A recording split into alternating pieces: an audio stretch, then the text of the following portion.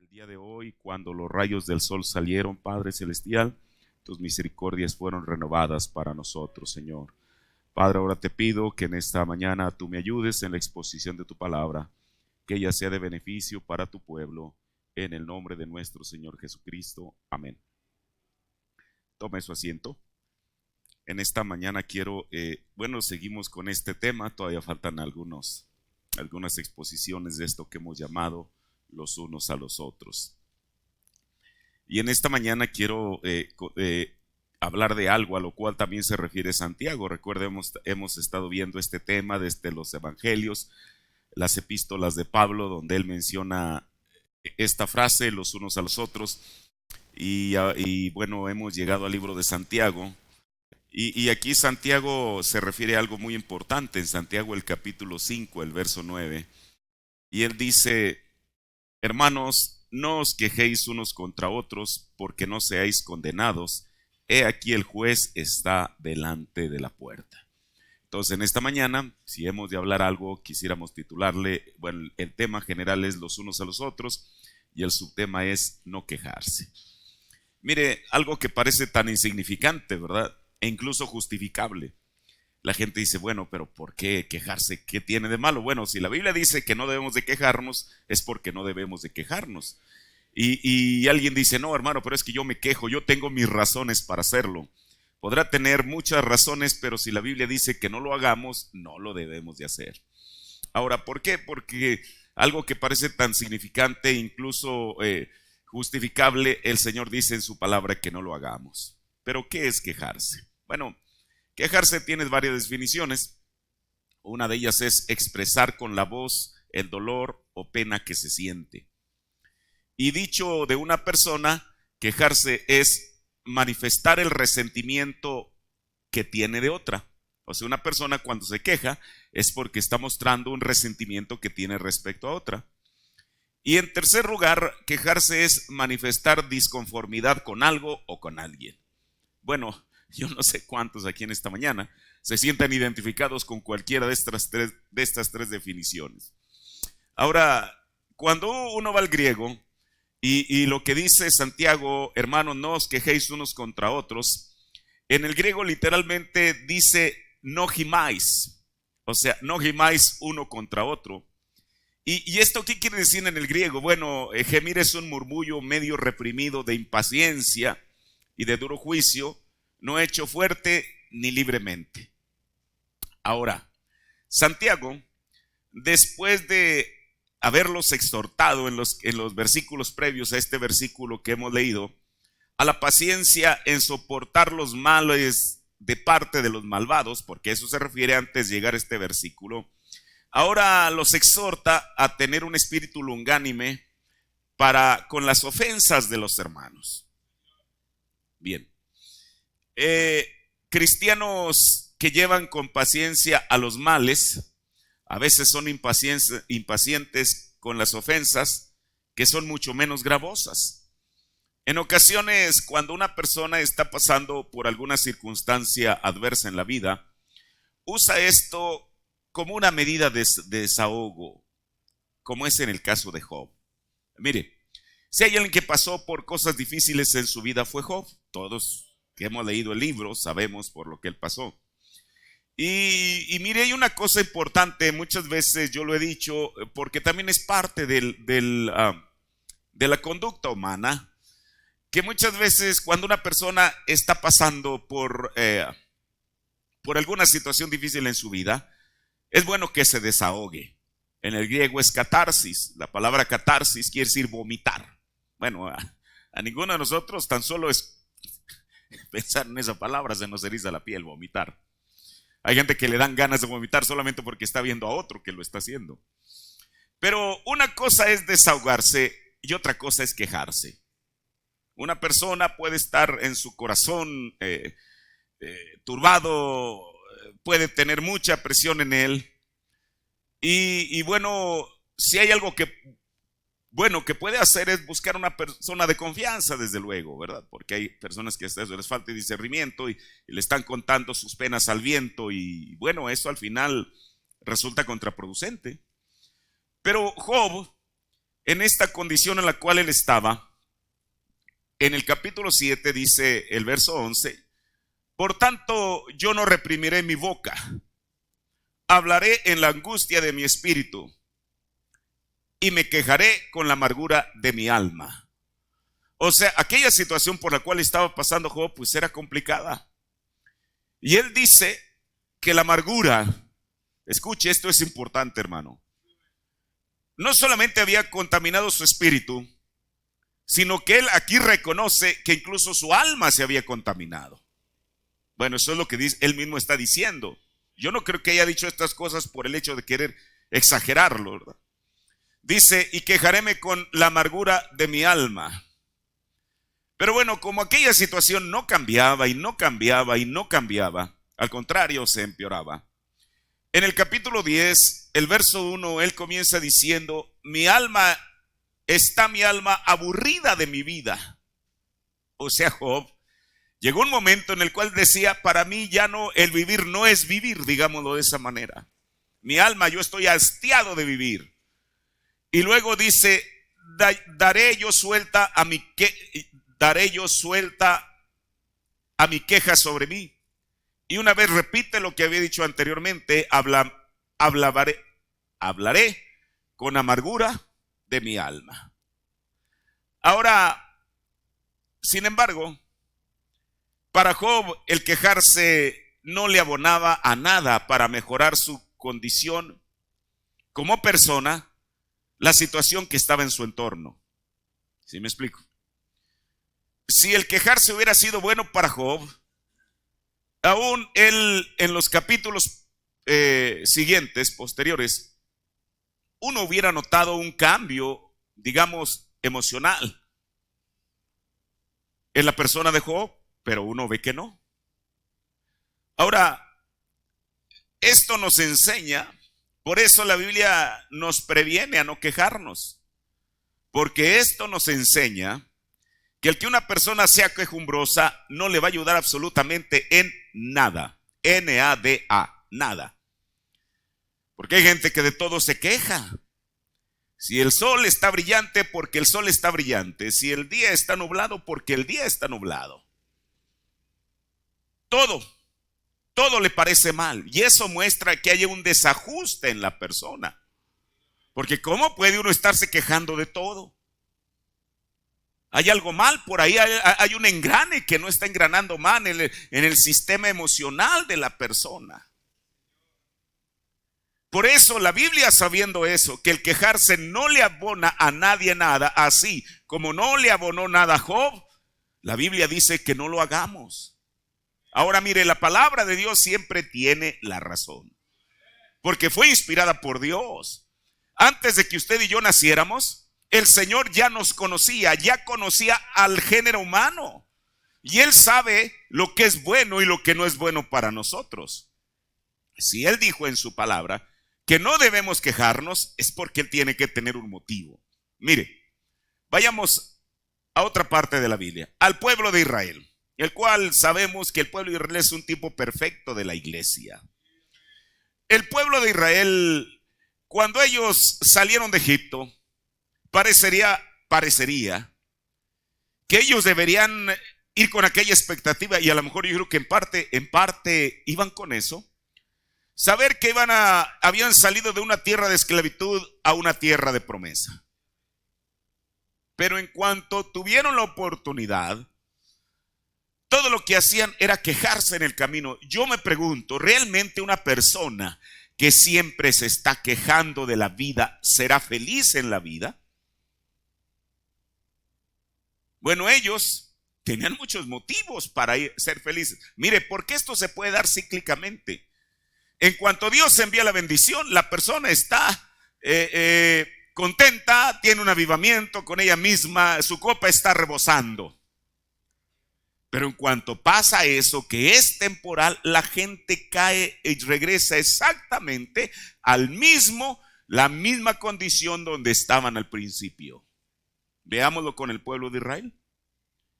Ellos salen eufóricos de Egipto, por fin habían dejado atrás a sus capataces.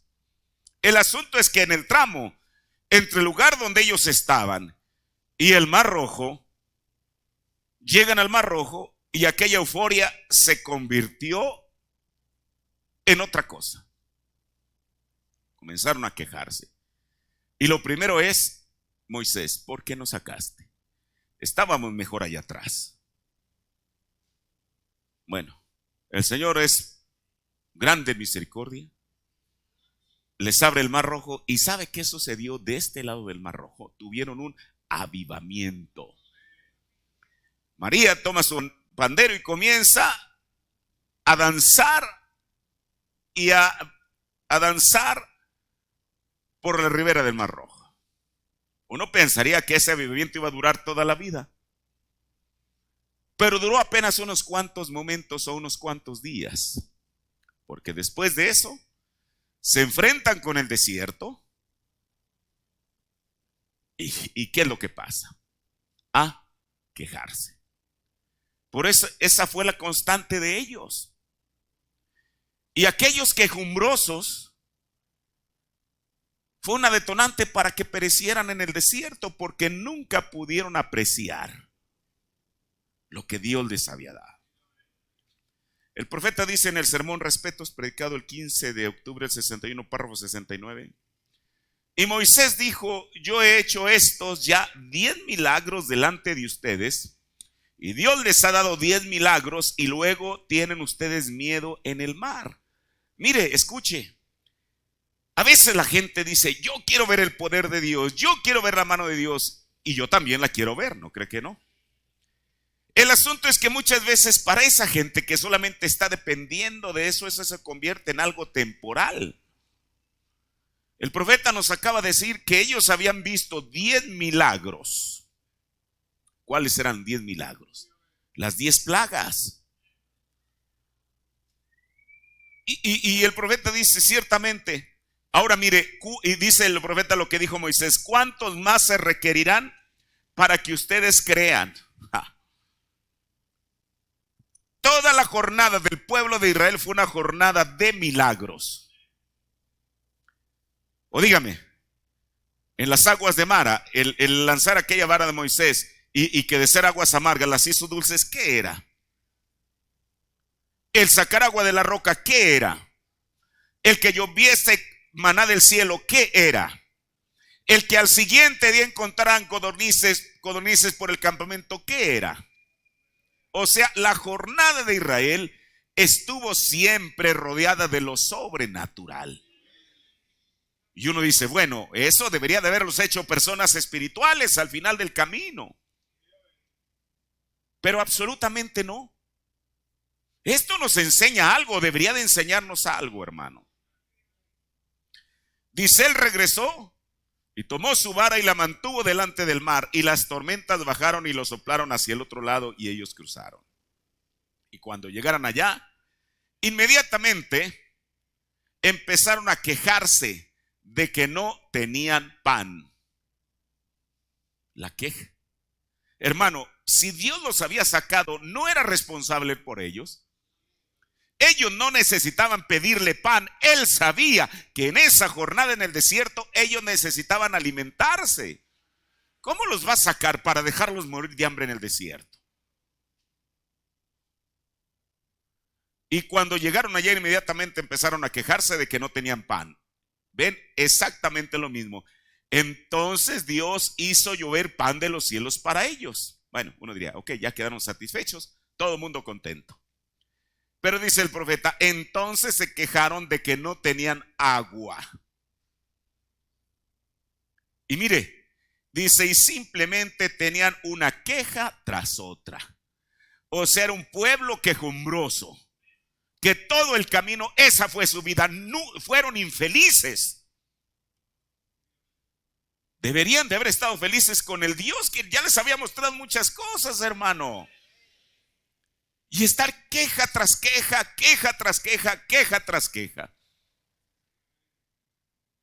Hoy en día hay tantas personas que asisten a una iglesia que se quejan de todo. Y usted las escucha aquí afuera saliendo, que no les gustó el sermón, que estuvo muy largo, que por qué predicó de esto. Todo tipo de quejas hay en la gente. Yo me pregunto si acaso la actitud de la persona ha cambiado. Debería de haber cambiado, porque ellos en aquel tiempo no tenían el Espíritu Santo, solamente era Dios sobre nosotros. Pero ahora la actitud de la gente debería de cambiar. Y ¿sabe qué? Ese es un mal síntoma. ¿Por qué? Porque todos estamos aquí con un propósito. Usted está en esta mañana en la escuela dominical y yo también, porque queremos prepararnos para el rapto. No estamos aquí para envejecernos como miembros de iglesia solamente. Pero, ¿qué es lo que denota? ¿Qué es lo que muestra? El hecho de que una persona sea quejumbrosa. Eso lo que muestra es que la persona no está lista para el viaje. Y usted dice, ¿cómo llega a esa conclusión? Bueno, porque fue la conclusión a la cual nos llevó el profeta de Dios. En el sermón El agua siempre presente de la roca, predicado el 23 de julio 61, párrafo 80. Y cuando un hombre o una mujer comienza a quejarse de ir a la iglesia, por eso hay gente que ya le parece más cómodo no ir a la iglesia. Ahora, mire, yo voy a decir esto. Nadie, aun si yo un día yo mismo me diera la media vuelta por un acto de locura y me volviera en contra de la Biblia y el mensaje, yo iré a la tumba, los gusanos se comerán mi cuerpo, me volveré polvo y la palabra de Dios permanecerá vigente. ¿Qué le parece? Por eso dice el profeta, cuando un hombre o una mujer comienza a quejarse de ir a la iglesia, se cansan tanto de ir a la iglesia. Ahora estas son palabras del profeta, las dijo en 1961. ¿Qué quiere decir? Que un profeta no solamente está viendo el día presente, sino el día futuro. Él estaba viviendo la condición de hoy en día del año 2019. Y cuando un hombre o una mujer comienza a quejarse de ir a la iglesia, se cansan tanto de ir a la iglesia, no están listos para el viaje. Bueno, espero que alguien le diga amén al profeta. Si es que usted cree, si cree nada más lo que le conviene, hermano, pues miserable de usted. Sí, nada más lo que diga, lo que es de acuerdo a mi creencia personal, eso lo digo amén, lo más no me importa. Y cuando un hombre o una mujer comienza a quejarse de ir a la iglesia, se cansan tanto de ir a la iglesia, no están listos para el viaje. Yo quiero que alguien aquí de la audiencia me refute eso, que diga, no, sí estoy listo, a pesar de esto. No están listos para el viaje, así es, algo anda mal en alguna parte.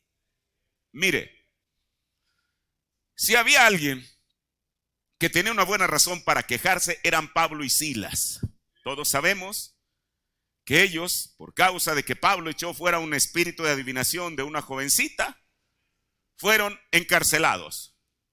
Y ahorita le voy a leer, el profeta, él vio, digámoslo así, ese escenario y nos los trae de una manera tan real.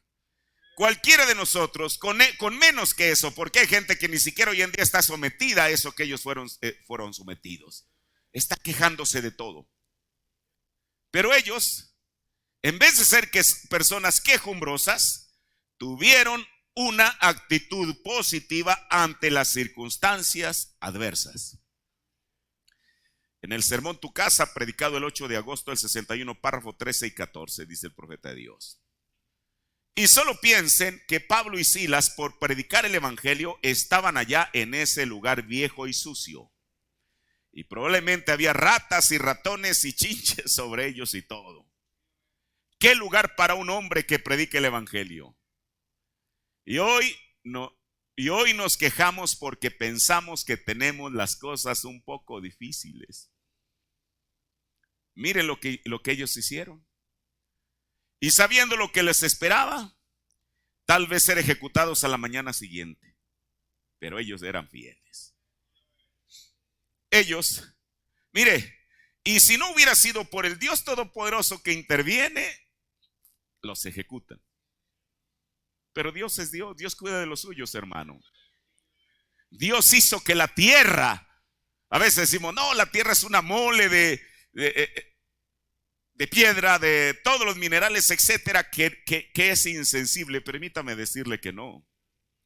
El profeta de Dios dijo que cuando Jesús murió, la tierra, el sol, la luna, las estrellas tuvieron una convulsión nerviosa. Y la tierra tembló. ¿Por qué tembló? Porque coincidió un Viernes Santo. Claro que no. Tembló, dijo el profeta, porque no podían ver a su creador muriendo allí.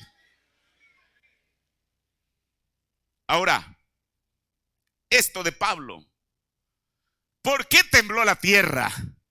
No porque no pudieran ver a su creador, porque ahí ya no estaba Jesús, pero porque no podían ver a dos de sus hijos en esa condición, y la tierra protestó. Sigo leyendo. Pero ellos eran fieles, ellos se mantuvieron fieles. Y como a medianoche estando allí, y yo puedo imaginarse cómo debieron haberse sentido, con sus espaldas pegadas a la tierra, en donde los prisioneros, y había lepra y todo lo demás en esos días, y estaban acostados contra el suelo duro. Pudiera haber sido un piso de tierra y ratas corriendo sobre ellos.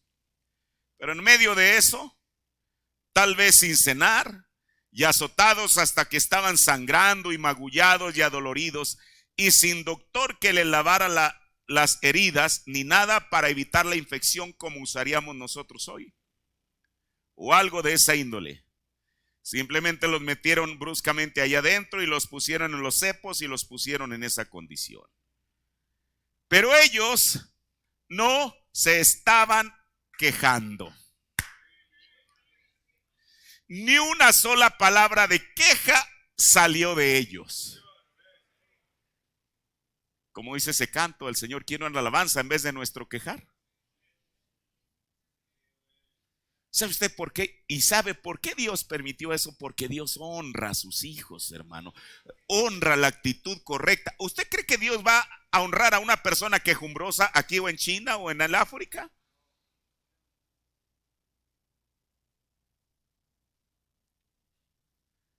Y ellos, sabiendo que quizá la mañana siguiente ellos, los magistrados, probablemente los llamarían ante el emperador, y cuando lo hicieran, o ante el Sanedrín, y ellos serían ejecutados por predicar esa herejía, como era llamada en aquellos días. El evangelio por el cual nosotros fiel y ardientemente contendemos esa misma fe hoy en día. Y entonces, cuando nos ponemos a pensar acerca de eso, y entonces se acortan un poquito las millas que están entre uno y otro, ven ustedes, cada vez que nos ponemos a pensar acerca de eso. Y entonces nos damos cuenta que como a la medianoche, Pablo y Silas deben haber estado hablando acerca del Señor como hasta la medianoche. En vez de estar viendo su condición y teniéndose lástima el uno al otro, conmiseración el uno al otro, en vez de estar de quejumbrosos el uno con el otro, la actitud de ellos fue distinta. Y Pablo y Silas deben haber hablado acerca del Señor como hasta la medianoche, y luego empezaron a cantar algunos himnos, algunas antiguas y buenas alabanzas cristianas. Oh, si las cantáramos hoy en día, cantaríamos: hay poder en Jesús. Y el Señor honró eso. Miren, de esto voy a hablar de un tema, de las alabanzas que nosotros cantamos siendo cantadas en la antigüedad. Hay poder en Jesús, o oh, cuánto amo a Cristo, o algo así. En vez de quejarnos, por eso nosotros, hermano, en vez de quejarnos los unos a los otros y unos de los otros y de las circunstancias, es mejor asumir una actitud positiva.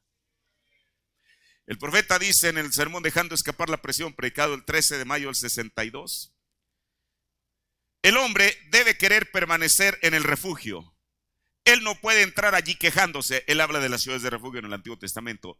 Él tiene que querer permanecer sin quejarse por ello. Afuera él se muere, adentro él está salvo. Hermano, si nosotros hemos venido a la ciudad de refugio, a esa torre fuerte que es el nombre de Jehová, a él correrá el justo y estará salvo, ¿por qué tendríamos que quejarnos? En el sermón hay una cosa muy difícil para el Señor, predicó el 23 de marzo del 60, párrafo 18.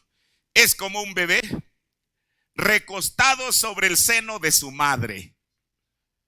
Eso deberíamos ser nosotros, recostados sobre el seno de nuestro Padre Celestial. Todo el tiempo que se está nutriendo, está satisfecho. Cuando un verdadero cristiano puede echar mano de la promesa de Dios y cree que es para él está satisfecho mientras él está nutriéndose para obtener su fuerza saliendo. Él no se queja de nada, él simplemente está satisfecho. Oh, me encanta esa satisfacción de saber que Dios así lo dijo. Termino. Y luego Santiago en la última parte de la escritura dice que no nos quejemos para que no seamos condenados. Mire, hay otros manuscritos en la Biblia que dicen para que no seamos juzgados. Y Santiago aquí se refiere a lo que dijo Jesús en Mateo 7:1. No juzguéis para que no seáis juzgados. Ahora, cuando Santiago dice o se refiere a que el juez está a la puerta, esta frase se usa desde el principio para indicarnos algo. Mire, cuando en el principio, cuando Caín se vio desilusionado porque el Señor rechazó su ofrenda, el Señor le dijo, mira, haz como tu hermano y serás recibido. Pero luego el Señor le dice, mira Caín, si haces como tu hermano, si bien hicieres, no serás ensalzado. Y si no hicieres bien, el pecado está ¿dónde? A la puerta. Por eso es a lo que el Señor se refiere a través de Santiago, que el juez está a la puerta. Eso es exactamente lo que Jesús expresó. Mire, para poder entender esto, en Mateo 24:33 dice, así que vosotros cuando viereis todas estas cosas, sabed que está cercano ¿a qué? A la puerta. Entonces, cuando la Biblia o Santiago se refiere que el juez está a la puerta, es que se refiere a que el juez está cercano. Por eso el Señor no desea que nos quejemos, sino que aún en las circunstancias más adversas de la vida, podamos mantener una actitud correcta. Porque recuerde usted, el sufrimiento, la enfermedad, la tribulación no va a durar toda la vida. Claro que cuando la persona está pasando por eso piensa que no ve una luz al final del túnel, pero la luz está ahí, solamente hay que mantenerse caminando, avanzando. Póngase de pie. Así que el Señor no quiere que nos quejemos. Oremos. Padre, te doy gracias en esta mañana, Señor Jesús, por esta porción que seguramente es para nuestro bien, Padre Celestial. Que tú no quieres que nos quejemos, oh Dios. Al contrario, tú quieres una alabanza en nuestros labios, Señor. Tú quieres, Padre Celestial, una buena actitud, porque, Padre, al tener una buena actitud a pesar de las circunstancias, lo que mostramos es que estamos confiando plenamente en ti, Señor. Padre, y la tribulación, la enfermedad, la angustia no durará para siempre, Señor Jesús, porque después del anochecer viene la mañana, Señor Jesús. Padre Celestial, permite que tu palabra se quede en nuestros corazones y que sea de beneficio para nuestras almas. En el nombre del Señor Jesucristo. Amén. Tome su asiento.